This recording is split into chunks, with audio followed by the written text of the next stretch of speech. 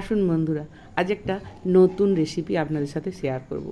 পেয়ারা ভেবে ভুল করবেন না, আর গায়ে দাগ দেখে ঘৃণাও করবেন না। দেখুন তো, চাল ছাড়াতেই চকচকে হয়ে গেল।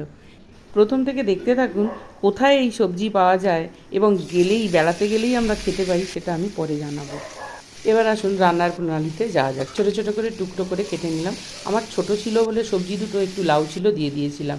জিরে ফোড়ন দিয়ে, তেজপাতা ফোড়ন দিয়ে ভালো করে কষিয়ে নিয়ে ধনে, জিরে, কাঁচা লঙ্কা বাটা, হলুদ, নুন দিয়ে কষিয়ে জল ঢেলে মিনিট 15 সিদ্ধ করে নেব।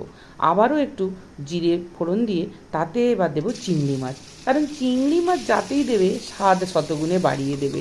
তাই যথারীতি চিংড়ি মাছ দিয়ে আরও 15 মিনিট সিদ্ধ করে নিলাম। হ্যাঁ, এর একটা বাজে স্বভাব হচ্ছে চেয়ে চেয়ে, অর্থাৎ শক্ত হয়ে থাকে, তাই ম্যাশার দিয়ে ম্যাশড করে নিতে হবে।